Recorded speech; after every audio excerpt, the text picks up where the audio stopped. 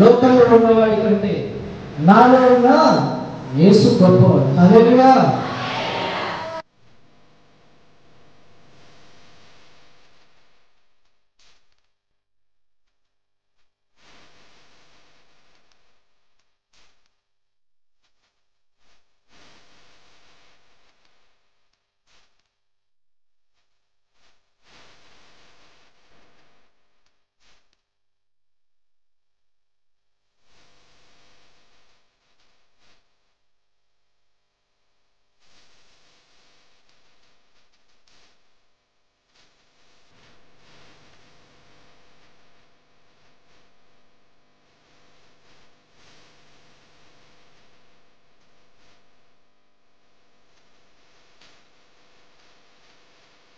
ఇప్పుడు దాకా ఒక్క అద్భుతం కూడా మీరు చూడలేదా? అయితే యోగులాగా మీరు అనుకుంటున్నారు. లెక్కలేని అద్భుతాలు దేవుడు నా జీవితంలో చేశాడని మీరు చెప్పకూడదు. హల్లెలూయా.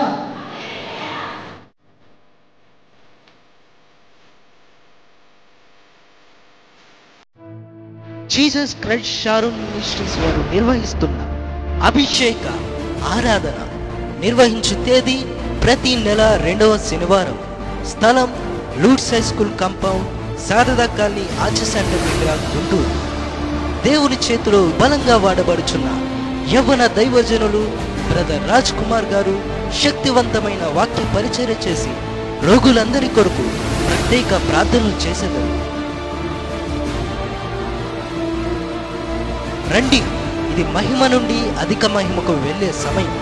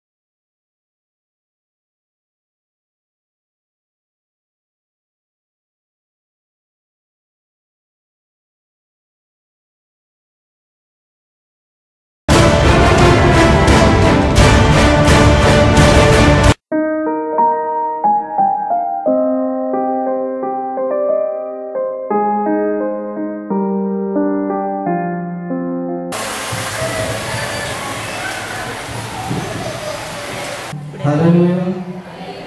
పోయినసారి నేను విశ్వాసం గురించి చెప్పాను.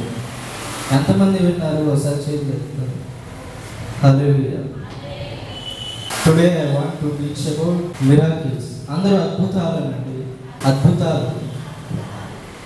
ద్వితీయోపదేశ కాండము 6వ అధ్యాయము 22వ వచనం.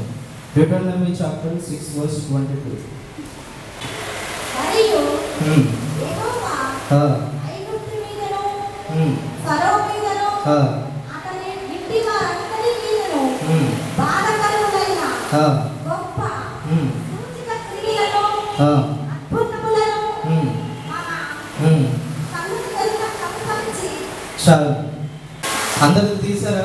ద్వితీయోపదేశ కాండం 6వ అధ్యాయం 22వ వచనంలో ఇక్కడ దేవుడు మాట్లాడుతున్నాడు. మరియు యెహోవా ఐగుప్తు మీదను ఫరో మీదను అతని ఇంటి వారి అందరి మీదను బాధాకరములైన ఏంటంట గొప్ప సూచక క్రియలు ఇంకా అద్భుతాలంట. హల్లెలూయా.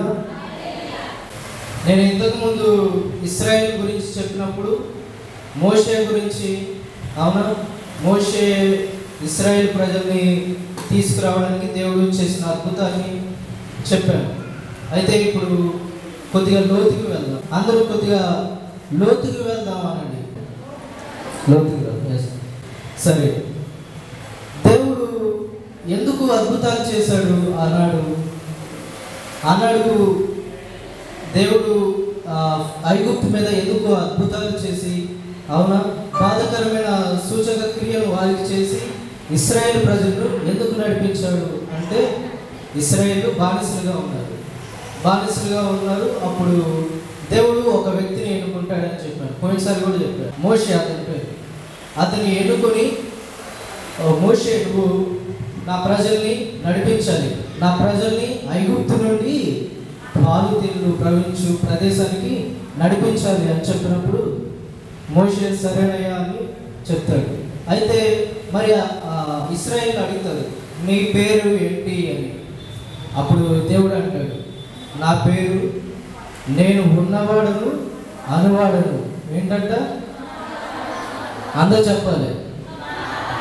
ఎస్. మోషేతో చెప్తాడు, నేను ఉన్నవాడును అనువాడును మోషే అంటాడు. అంటే ఈ మాటలో చాలా అర్థం ఉంది.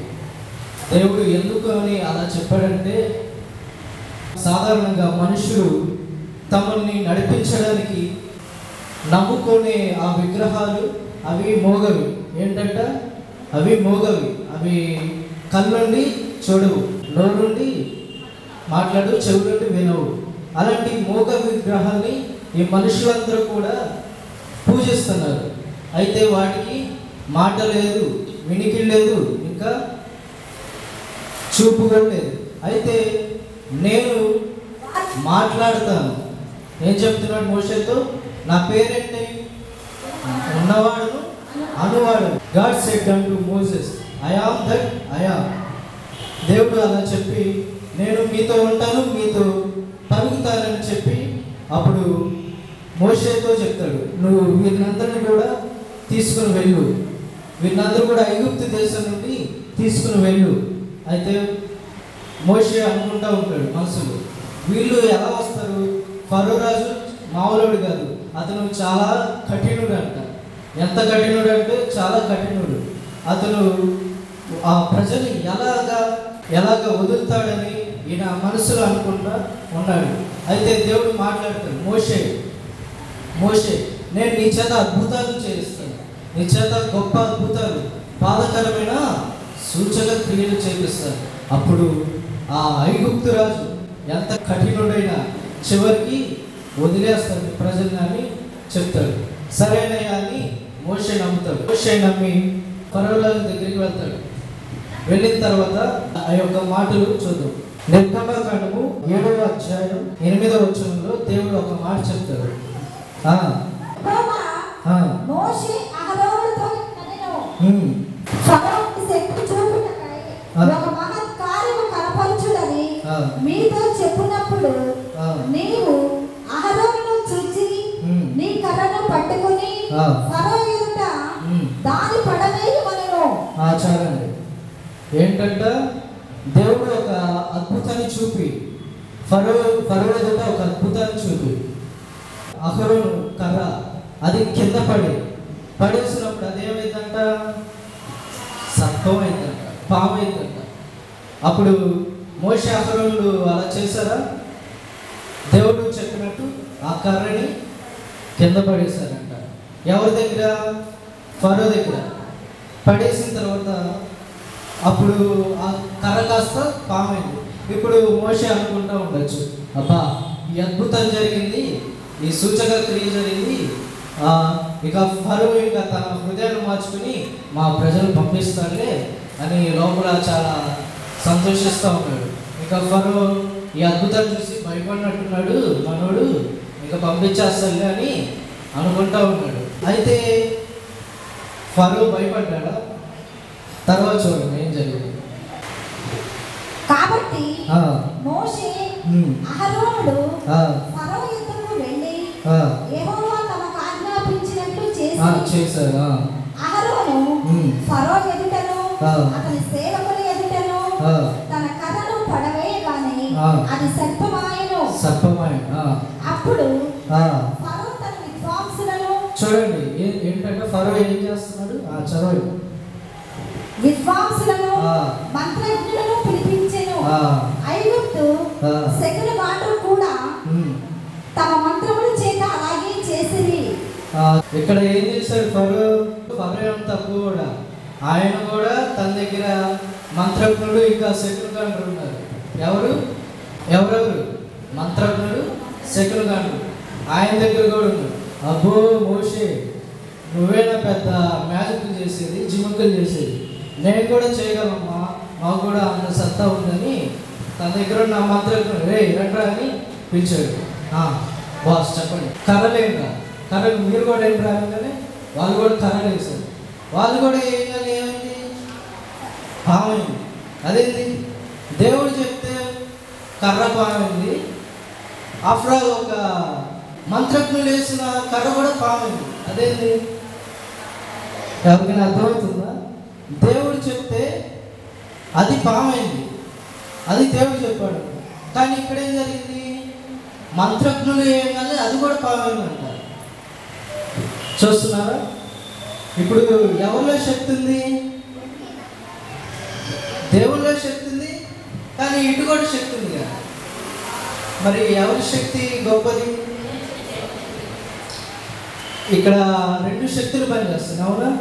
రెండు శక్తులు, there are two powers working. అయితే ఆ రెండు శక్తులు కూడా ఈ ప్రపంచంలో పనిచేస్తాయి. ఈ రెండు శక్తుల్లో ఒకటి దేవుని శక్తి, one is the God's power and the another is the evil power. ఒకటి దేవుని శక్తి, రెండోది సాతాను శక్తి అంట. ఈ రెండు శక్తుల్లో దేవుని శక్తి మనకి ఎప్పుడు మేడే చేసేది, సాతాను శక్తి మనకి కీడును కలిగేసింది. అయితే సాతాను శక్తి కూడా అద్భుతాలు చేసింది, అవునా? దేవుని శక్తి అద్భుతాలు చేసింది, సాతాను శక్తి కూడా అద్భుతాలు చేసింది. మన మధ్యన మన చర్చికి ఒక ఆమె వచ్చింది. ఆమె అంట ప్రవచనాలు చెప్పిందంట, బాగా దర్శనాలు చూసి బాగా ప్రవచనాలు చెప్పిందంట. అందరూ ఆమె ఎంత భక్తిపరాలని ప్రార్థన చేయించుకోవడానికి వెళ్ళారు. వెళ్తే ఆమె ఏదోదే చెప్పిందంట. అలా చెప్పి ఆమె వాళ్ళ దగ్గర అలా దానం తీసుకుంటూ ఉండేదంట. అయితే ఒకసారి పాస్టర్ గారు ఆమె దగ్గరికి వెళ్ళి ప్రార్థన చేసినప్పుడు ఆమెలో ఉన్న ఆ యొక్క ఆత్మ మాట్లాడుతుంది. ఆ దైవజనుడికి ఆత్మ వివేచన జ్ఞానం ఉండేది, దైవజనుడికి ఆత్మ వివేచన జ్ఞానం ఉండేది. కాబట్టి ఆమెలో ఉన్నది దేవుని ఆత్మ కాదు, ఆమెలో ఉన్నది దాన్ని ఏమంటారంటే వెలుగుదూత అంటారు. వెలుగుదూత అంటే అది కూడా దేవుని ఆత్మలాగే ఉండేది. అచ్చం దేవుడు చెప్పినట్టే ప్రవచనాలు చెప్పింది, దేవుడు చెప్పినట్టే దర్శనాలు చెప్పింది. కానీ అది ఏమాత్మ? వెలుగుదూత అంటే అది దురాత్మ, అది కూడా కానీ నటిస్తూ ఉంది. కాబట్టి ఏది దేవుని ఆత్మ, ఏది దురాత్మ తెలుసుకోవడానికి ఏం కావాలంటే ఆత్మ వివేచన జ్ఞానం ఉండాలి. ఏం కావాలి? ఆత్మ వివేచన జ్ఞానం. అది నేను దైవజనుల దగ్గర చాలా నేర్చుకున్నాను. హల్లెలూయా.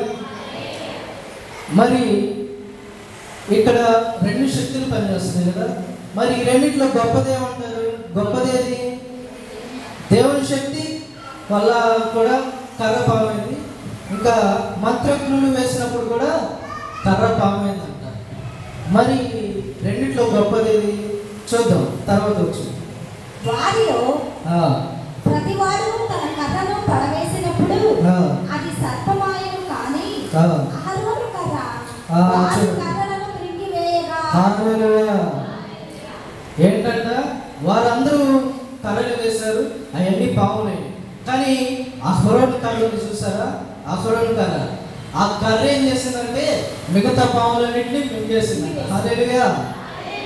ఇప్పుడు చెప్పండి, దేవుని శక్తి గొప్పదా, సాతాను శక్తి గొప్పదా? దేవుని శక్తి గొప్పది. చాలా మంది దేవుల్లో ఉన్న శక్తిని గ్రహించి ఏం చేస్తారంటే, మా పిల్లోడికి జ్వరం వచ్చింది అండి, మా కుమారుడికి జ్వరం వచ్చింది కాబట్టి అంతరం వేయించారంటారు. ఏంటంటే అంతరం. మరి దాంట్లో ఏం శక్తి ఉండదు కానీ, మా బాబుకి అసలు ఏం బాగోట్లేదండి, బాగా గుమ్మడికాయ పెట్టి దిష్టి తీయించు అంటారు. అవునా? మరి దేవుని దగ్గరికి వస్తున్నారు, దేవుని శక్తి ఉందని తెలుసు, కానీ ఏం చేస్తున్నారు? అంతరాలు, మళ్ళీ గుమ్మడికాయలు. అవునా? ఇంకొంతమంది అయితే వారి ఇళ్ళకి పెద్ద నల్లగా ఉండే ఒక దిష్టి బొమ్మ తెలుసు కదా, అది పెట్టి బాగా కళ్ళన్నీ పెద్దగా ఉంటాయి, నాలుగేం బయటకుండి ఒక కత్తి పొడుచుంటుంది. చూసారా? అలాంటివి పెట్టుకుంటారు. ఇప్పుడు వారు దేన్ని నమ్ముతున్నారు? దేవుణ్ణి నమ్ముతున్నారా లేదా వీటిని నమ్ముతున్నారా? చెప్పాలి. వాటిని నమ్ముతున్నారు. కానీ దేవుళ్ళో శక్తి ఉందా లేదా? దేవుళ్ళో శక్తి ఉందంట. మరి మనలో ఏముంది? ఇప్పుడు మనలో ఏ ఆత్మ ఉంది? దేవుని ఆత్మ. అవునా? అభిషేకం అంటే దేవుని ఆత్మ. మరి మనలో ఉన్న అభిషేకానికి శక్తి ఉందిదా? ఏదో గుమ్మడికాయకి నిమ్మకాయలకి శక్తి ఉందిదా? నిమ్మకాయలుగా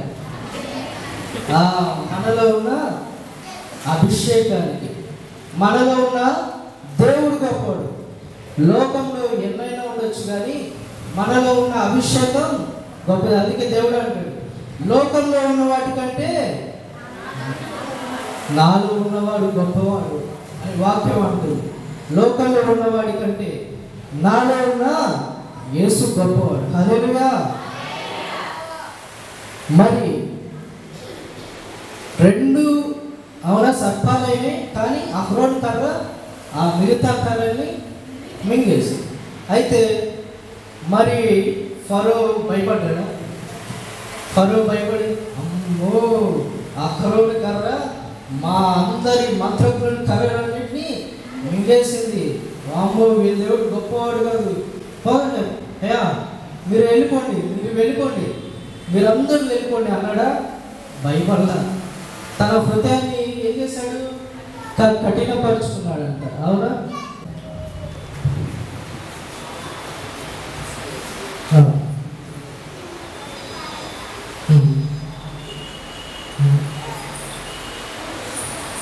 కాలు బాగా నొప్పి.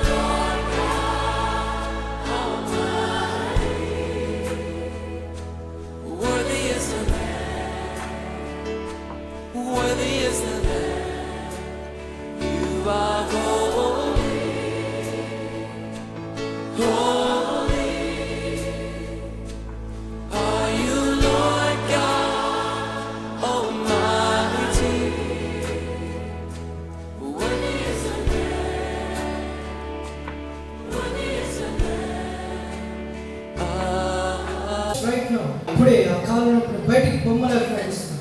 I command that pain, come out in the mighty name of Jesus. I rebuke all pain. The name of Jesus. ఇప్పుడే ఆ కాలు నొప్పిని బయటికి పోమని ఆజ్ఞాపిస్తుండగా ఇక ఏ నొప్పి ఉండకుండా అట్టి స్వస్థతని అనుగ్రహించమని నజరేయుడైన యేసు క్రీస్తు నామంలో, అధికారం కలిగిన నామంలో అడుగుచున్నాను తండ్రి. టచ్. తగ్గిందా ఇప్పుడు? ఇప్పుడు నా కాలు నొప్పి, కన్ను నొప్పి తగ్గింది. పాస్టర్ గారు నాకు ప్రార్థన చేసిన కాడి నుంచి నా బాగానే ఉంది. నా దగ్గర మీరు చేయించుకున్నాను రోజు. అప్పుడు చేసినప్పుడు తగ్గిందా నొప్పి? తగ్గింది. ఇప్పుడు లేదు. లేదు. అప్పుడు 10 సంవత్సరాలు పెట్టున్నా నొప్పి. 10 సంవత్సరాలు ఇటు పోయింది. ఇంకా ఇటు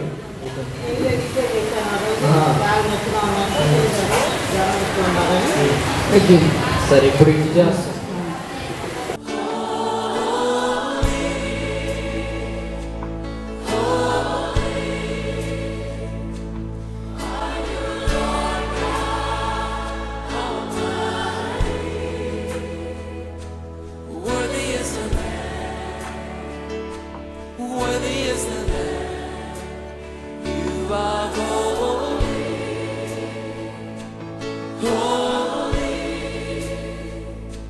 In the name of Jesus, I rebuke all pain right now. ఇప్పుడే ఈ శరీరంలో ఉన్న ఆ నొప్పినంతటిని బయటికి పొమ్మని ఆజ్ఞాపిస్తున్నా. ఇప్పుడే యేసు నామమున నడు.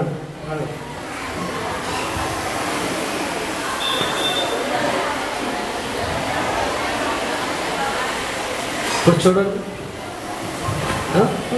తగ్గిందా? హల్లెలూయా. ఇందాక అసలు నొప్పిలో తిమ్మిరి.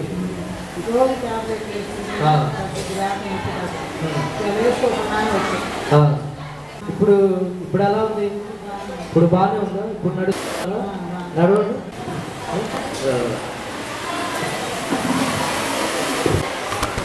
నొప్పి లేదు. హల్లెలూయా.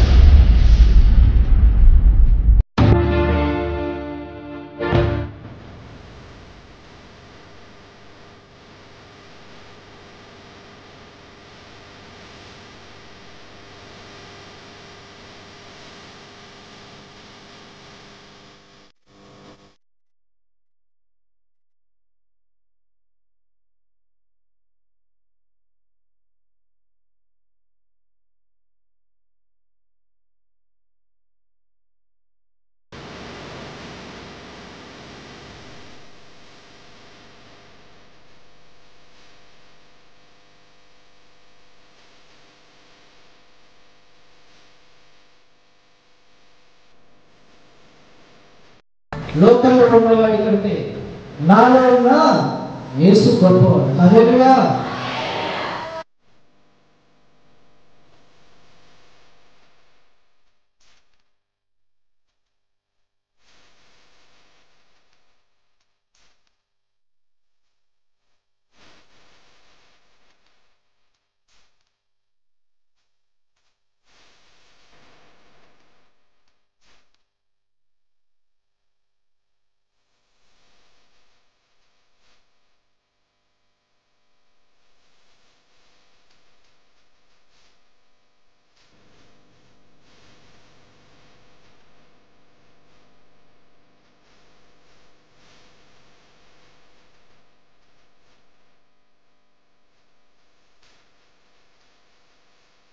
ఇప్పుడు దాకా ఒక్క అద్భుతం కూడా మీరు చూడలేదా?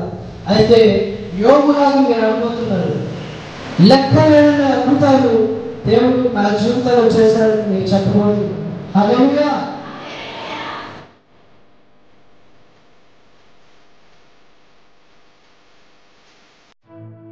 జీసస్ క్రైస్ట్ షారూన్ మినిస్ట్రీస్ వారు నిర్వహిస్తున్న అభిషేక ఆరాధన నిర్వహించు తేదీ ప్రతి నెల 2వ శనివారం. స్థలం Lourdes high school compound, Sharada colony, arch centre దగ్గర, గుంటూరు. దేవుని చేతిలో బలంగా వాడబడుచున్న యవ్వన దైవజనులు బ్రదర్ రాజ్ కుమార్ గారు శక్తివంతమైన వాక్య పరిచర్య చేసి రోగులందరి కొరకు ప్రత్యేక ప్రార్థనలు చేసేదారు. రండి, ఇది మహిమ నుండి అధిక మహిమకు వెళ్ళే సమయం.